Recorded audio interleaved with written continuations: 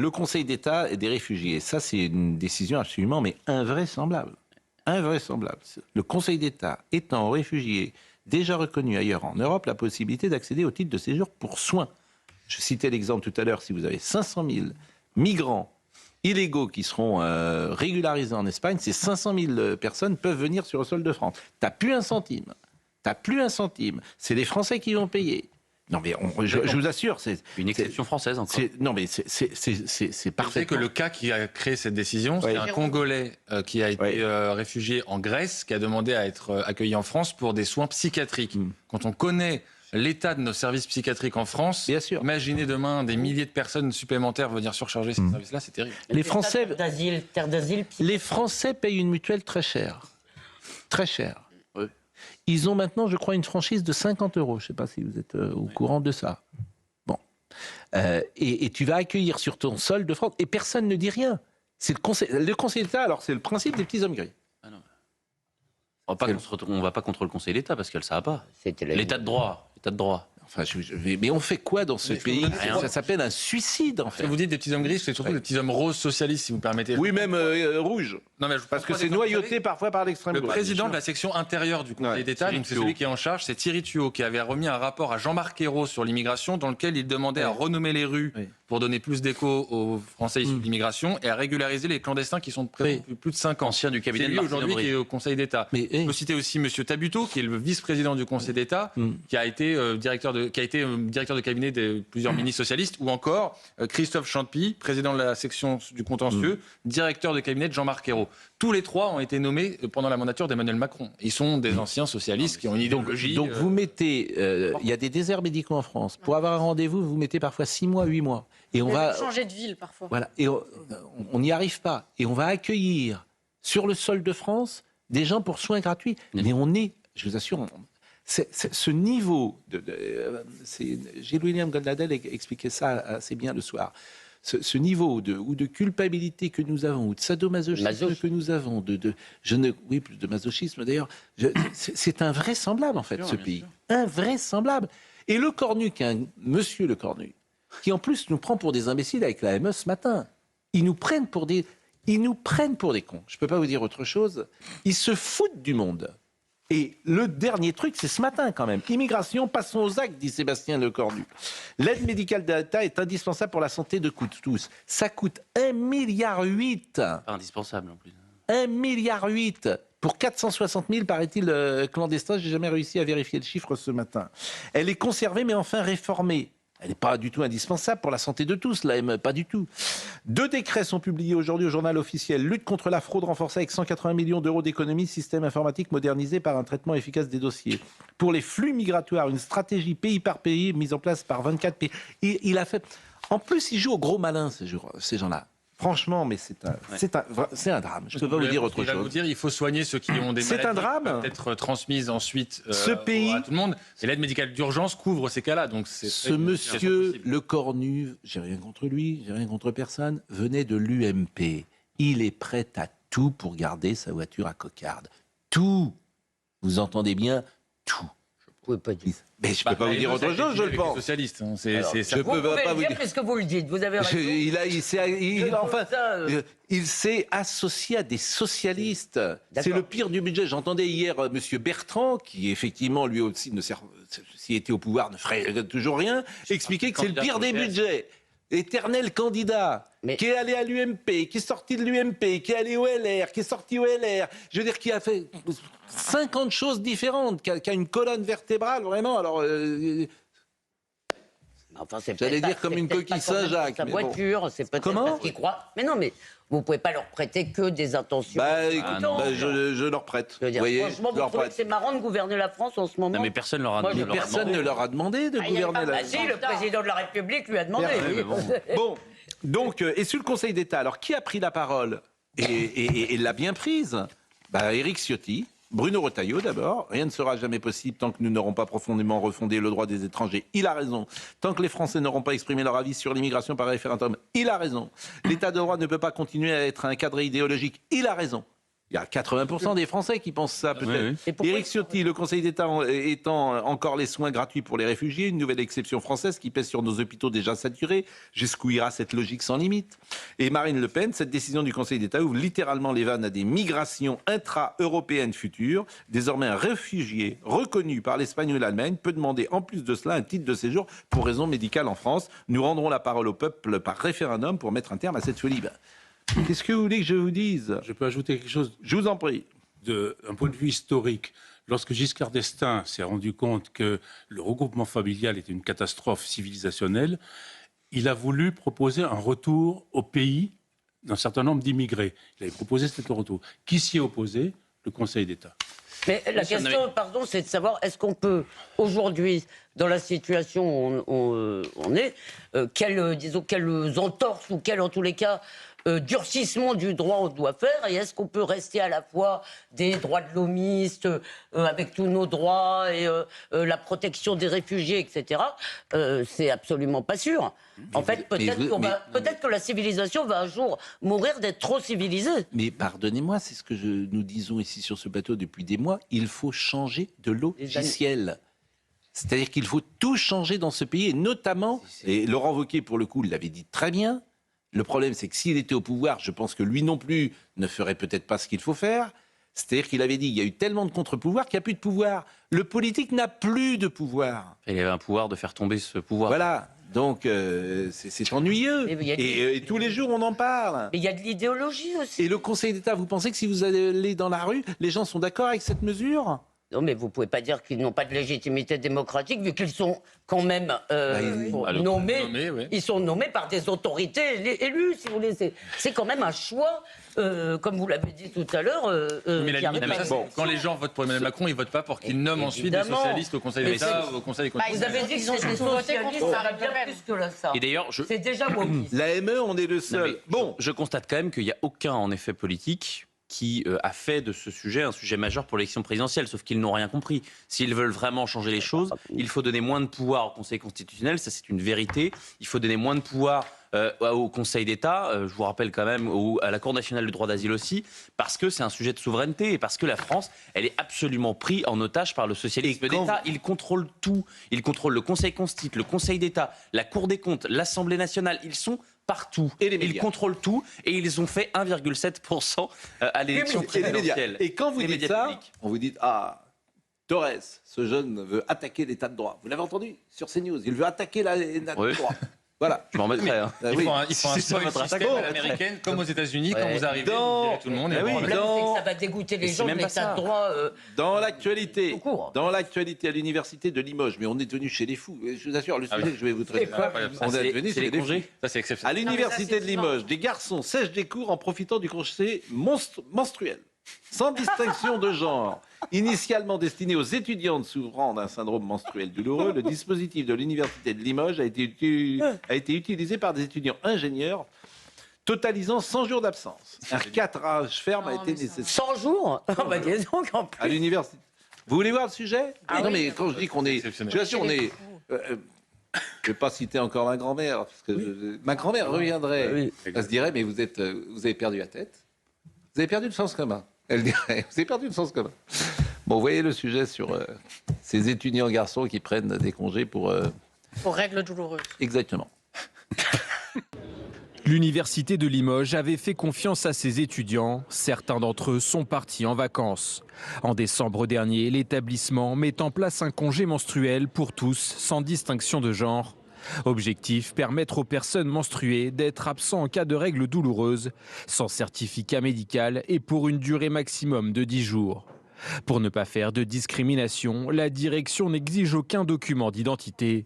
Une faille dans laquelle vont s'engouffrer une cinquantaine d'hommes du cursus d'ingénieur, dont les absences comptent en fin d'année dans la moyenne. Alertée, la direction avertit immédiatement les fraudeurs par mail. Nous en profitons pour rappeler qu'il s'agit bien d'un congé menstruel et non mensuel, l'orthographe ayant un sens en français. Dès lors, tout contrevenant à cette règle élémentaire serait considéré comme faisant un usage frauduleux. Il s'exposerait à des conséquences du point de vue de la validation de son année au diplôme. Malgré ce trou dans la raquette, la situation indigne certains de leurs camarades, des enseignants, mais aussi l'ancienne ministre des Droits des Femmes, Laurence Rossignol. Une cinquantaine de garçons, des gros malins, ont bénéficié du dispositif et totalisé une centaine de jours d'absence. Voilà. Angers, Bordeaux, Montpellier, d'autres universités ont également mis en place ce congé menstruel. La faculté de Bretagne occidentale est même allée plus loin. Elle permet jusqu'à 20 jours d'absence. Non, mais... Voilà la folie de l'époque. Après, il y a des pays comme le Japon où c'est autorisé depuis 1947 et l'Espagne l'autorise également, je crois, depuis 2023. Donc il y a des pays qui le mettent en place. Pour les déjà- garder. Non, mais je conteste pas, moi, le... Moi, aussi. moi, je peux contester le fait que ce Ah soit... oui. pour moi, ça serait plus un arrêt maladie qu'un congé. Mais bon, après, ça c'est... C'est pas une maladie. Non mais, De souffrir parce qu'on a ces règles, non mais pas une maladie. excusez-moi, c'est pas une maladie, mais ça peut être une Mais souffrance. c'est pas Et une donc, maladie. mais en quoi y a-t-il besoin d'un congé spécifique où il faut étaler à tout le monde? Mais C'est est-ce ce qu'on que peut je- avoir un peu de quant à soi? Non, mais- Est-ce qu'on est obligé de dire à son employeur ou à son prof, ah ben je suis pas mieux parce que j'ai mes règles? T'es malade, point moi, c'est ce barre. que je pense. Enfin, C'est mais, plus- mais cette espèce d'exhibition et de victimisation, en plus à propos de tout, maintenant ces pauvres femmes, non mais c'est bon. Et vous voulez pas un congé pour vous raser ou non mais franchement, Non, Ça non, fait c'est deux pas la fois même- que je trouve que vos exemples sont Non, mais- peut-être pas non, on le dit parce que y a les des- meilleurs. Le rasage douloureux, personne n'en parle dans la Voilà, vie. c'est vrai. Vous avez raison, celui-là était mauvais. Non, mais que certaines Non, mais- femmes aient besoin de quelques Non, jours parce mais- qu'elles ne se sentent pas bien, je peux le comprendre. Après, là, le sujet, c'est que des hommes l'ont pris aussi. Et pourquoi faut-il le dire que c'est pour Non, ça? mais au-delà de ça. En Mais quoi je suis d'accord faut-il le avec vous. dire? Mais Je j'ai envie suis de dire. d'accord avec vous. Bon. Mais bien fait pour ces gens. C'est-à-dire que Madame Rossignol, ça fait des années qu'elle et ses petits amis socialistes ont essayé de déconstruire les sexes en disant que finalement Oui, il n'y avait mais plus rien de biologique, Bah oui. qu'il n'y avait pas de sexe masculin, qu'il n'y avait pas de sexe féminin. Il s'étonne aujourd'hui qu'il y ait des gros malins, comme elle le dit, ou des grands malins, je ne sais plus. Bah, bien fait pour elle. C'est-à-dire que voilà la société dans laquelle ils nous ont mis, ces gens-là. Bon, pourquoi c'est des gros malins? C'est elle C'est qui l'a elle dit dans qui l'a son dit tweet. dans son tweet. Je ne fais que Bon, l'écouter. c'est la une du Parisien ce matin. Le recteur de la Grande Mosquée de Paris, Monsieur Hafiz, publiera ce 10 février un guide de 1000 pages qui examine en profondeur chaque tension entre la pratique de l'islam et le cadre républicain. Les résultats de cette démarche collégiale et unique seront publiés le 10 février, je l'ai dit. Alors, par exemple, c'est une réflexion globale sur l'islam dans la société. Lorsqu'une prescription religieuse entraîne un préjudice disproportionné, elle peut être temporairement allégée ou adaptée. Il parle du voile, je crois. C'est Il sur parle le par voile. exemple du voile. Allahu Akbar ne saurait être proclamé en dehors d'un cadre de spiritualité sincère, encore moins dans des actions criminelles. C'est- Bon, sympa. merci la Grande Mosquée de Paris Non, mais de, heureusement, de- de- il y a nous le beaucoup de dire. vidéos qu'on voit circuler sur les réseaux Bon. sociaux d'agressions dans lesquelles les individus justement se ralient. Les imams qui procèdent au mariage religieux sont tenus de vérifier au préalable l'existence réelle ou avérée de ce mariage civil. Ah oui. Ça, c'est intéressant. Les personnes qui auraient recours ne peuvent être exclues de la communauté. L'antisémitisme est contraire. Oui, Sur je sais l'avortement. pas. C'est sur l'avortement, ça. L'avortement. D'accord. Les personnes qui auraient recours ne peuvent être exclues de la communauté. L'antisémitisme est contraire aux principes fondamentaux de justice et de respect mutuel. On s'attend à se faire insulter, dit-il. Alors ça, je ne sais pas, c'est une réaction. Il dit par rapport à la publication de ce guide, on va se faire insulter par Alors, et là, je vais citer ce que disait ce matin notre ami... Philippe Ball. Non, pas notre ami Philippe Ball. Troisième exemple qui est pas bon. Mais c'est Dimitri Pavlenko. Mais vous Et pouvez Ball en a finir. parlé aussi. Vous pouvez finir mes phrases, hein, si vous voulez. Et le guide, disait Dimitri, explique que sur le voile, si c'est pas possible de le porter au travail, par exemple, il y a en islam un concept d'aroura, c'est la nécessité qui autorise de le retirer. Le blasphème, il faut pardonner, dit le guide, qui précise aussi que le mariage religieux ne peut en aucun cas prendre le pas sur le mariage civil, on l'a dit. Tout cela, donc, est... Moi, je trouve que tout ça part d'une bonne initiative. Hein. Ça, On aimerait que ça se passe de la sorte. Mais c'est vrai, c'est ce que disait Dimitri, c'est un peu un islam rêvé. C'est-à-dire que la réalité, c'est que la laïcité est difficilement intégrée dans la pratique islamique en France. Donc c'est toujours pareil, c'est-à-dire qu'on est une nouvelle fois, on dit les choses telles qu'on voudrait qu'elles soient. Je ne suis pas contre, hein. Mais on se heurte effectivement au réel. Non, mais- Elisabeth Lévy. Non mais d'abord, là ça vient de la mosquée, donc c'est quand même une sorte de prescription, mais deux choses. Moi, j'attends de voir quels seront les futurs messages de M. Chemseddine Hafiz, qui parfois, si vous voulez, nous dit des grandes proclamations et ensuite dit d'autres choses beaucoup plus troubles dans ses tweets. Ça s'est déjà produit sur l'antisémitisme à chaque fois qu'il était question de ce sujet, pardon. Et la deuxième chose, c'est que, pardon, le jeune musulman de base, il considère que la mosquée de Paris, c'est des vendus, c'est des ceci, c'est des cela, et ils ne le suivent pas du tout. Donc c'est très bien qu'ils le disent. Alors, pas tous, je vais une nouvelle fois... Mais d'ailleurs, le guide va être La jeunesse de Jean plus rigoriste. Mais le guide va être décliné sur les réseaux sociaux, justement, en format de vidéo, pour justement essayer de faire évidemment, comprendre aux jeunes. ils disent que c'est aux musulmans de faire des accommodements raisonnables. C'est pas mal.